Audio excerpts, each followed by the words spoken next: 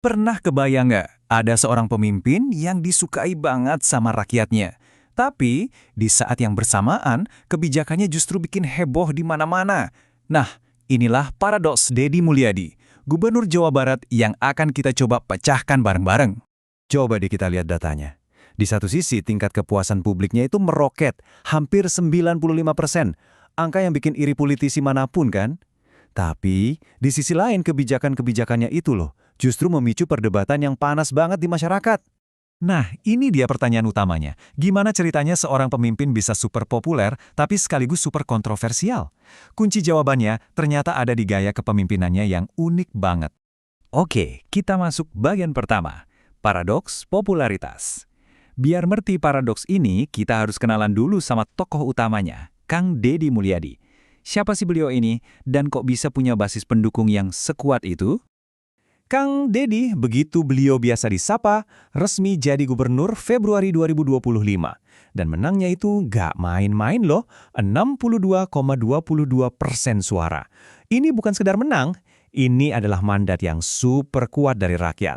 Awal mula popularitasnya ya dari sini. Dan ternyata kita nggak sendirian yang penasaran. Para akademisi pun sampai tertarik meneliti fenomena ini. Sebuah riset menemukan kuncinya. Deddy Mulyadi ini punya dua wajah kepemimpinan. Dia itu seorang visioner transformasional, tapi sekaligus juga seorang populis. Nah loh, apa tuh artinya? Yuk kita bedah satu-satu. Bagian kedua, sang visioner transformasional.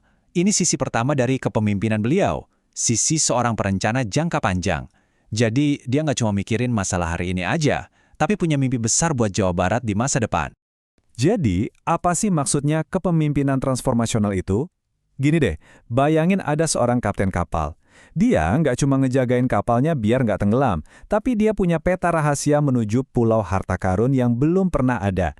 Dia bisa bikin semua kru semangat, kerja bareng buat ngejar tujuan besar itu. Nah, itulah pemimpin transformasional. Visi besarnya itu dia kasih nama Jabar Istimewa. Dan ini bukan sekedar slogan ya. Di belakangnya ada 3 pilar yang jelas banget. Pertama, masyarakatnya sejahtera, bisa sekolah dan berobat dengan layak. Kedua, pemerintahannya harus bersih dan transparan. Dan ketiga, lingkungannya harus dijaga. Ini semacam blueprint jangka panjang buat provinsi ini. Dan ini bukan cuma wacana. Bukti nyatanya, salah satunya efisiensi anggaran di tahun 2025. Nggak tanggung-tanggung, penghematannya diperkirakan sampai 5 triliun rupiah. Duit segitu banyak kemudian dialihkan ke program-program yang langsung menyentuh masyarakat. Nah, visi besar aja kan nggak cukup ya buat dapat approval 95%. Disinilah wajah kedua dari kepemimpinan beliau muncul, yaitu kemampuannya sebagai pemimpin populis yang mau turun langsung ke bawah, ke akar rumput. Terus, pemimpin populis itu kayak gimana? Simpelnya gini, ini soal ngebangun koneksi emosional. Pemimpinnya seolah-olah ngomong, saya ini sama kayak kalian, rakyat biasa. Saya paham masalah kalian, dan saya bakal berjuang buat kalian melawan elit-elit itu. Tujuannya ya, itu membangun ikatan langsung, tanpa sekat. Dan Kang Deddy ini jagonya soal bikinian. Caranya gimana? Ya lewat belusukan dadakan, ngobrol langsung sama warga, sampai aktif banget di media sosial kayak YouTube dan TikTok. Intinya, dia potong semua jalur birokrasi yang ribet dan langsung nyambung ke hati rakyatnya. Contoh paling gampangnya pas penanganan banjir. Dia nggak cuma ngasih perintah dari kantornya yang adem. Enggak, dia turun langsung, mimpin sendiri pembongkaran, bahkan ngasih bantuan tunai di tempat. Aksi kayak gini kan kelihatan banget, cepat dan pastinya bikin citranya sebagai pemimpin responsif makin kuat. Oke, jadi kita punya satu orang dengan dua gaya, visioner sekaligus populis. Tapi, apa jadinya kalau dua gaya ini digabung buat bikin kebijakan nyata? Nah, disinilah sumber kontroversinya dimulai. Kita lihat kebijakan pertama, siswa yang bermasalah dikirim ke barak militer.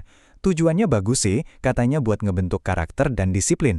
Tapi, ya jelas kebijakan ini langsung dikritik habis-habisan sama KPAI. Katanya pendekatan militeristik itu nggak cocok buat perkembangan anak. Kebijakan kedua yang nggak kalah heboh, usulan vasektomi bagi pria penerima bantuan sosial.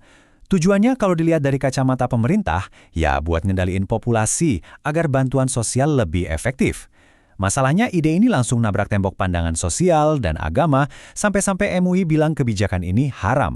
Terus ada lagi jam malam buat pelajar, dan jam masuk sekolah dimajuin jadi jam 6:30 pagi. Tujuannya lagi-lagi soal disiplin, tapi para pengkritik bilang, wah ini negara udah terlalu ikut campur urusan privat keluarga. Belum lagi soal dampaknya ke pola tidur anak yang penting banget buat belajar. Oke, setelah lihat semua kebijakan yang memecah belah tadi, kita pasti mikir, wah popularitasnya pasti anjlok nih. Tapi, tunggu dulu. Apa kata rakyat Jawa Barat sendiri? Apa keputusan akhir mereka?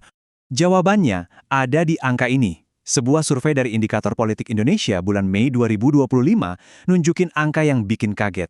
Tingkat kepuasan publiknya 94,7%. Luar biasa tinggi. Dan yang bikin makin menarik, kalau kita lihat data ini lebih detail, popularitas setinggi langit itu nempelnya ya ke sosok Deddy Mulyadinya. Coba bandingin sama tingkat kepuasan wakilnya. Jauh kan? Ini bukti kalau figur pribadinya itu yang jadi magnet utama. Jadi, ini dia poin kuncinya. Temuan survei menyimpulkan bahwa bagi mayoritas publik, gaya kepemimpinan populisnya yang langsung, cepat tanggap, dan tegas ternyata punya bobot lebih besar daripada kontroversi yang ditimbulkan oleh kebijakan-kebijakannya. Ikatan emosional ternyata bisa mengalahkan perdebatan soal kebijakan.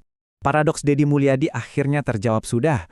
Popularitasnya yang tinggi itu bukan meskipun ada kontroversi, tapi justru karena perpaduan dua gaya kepemimpinannya itu. Nah, ini membawa kita ke pertanyaan yang lebih besar lagi. Apakah gabungan antara visi jangka panjang dengan sentuhan emosional seorang populis ini bakal jadi resep kemenangan politik di masa depan? Cuma waktu yang bisa menjawabnya.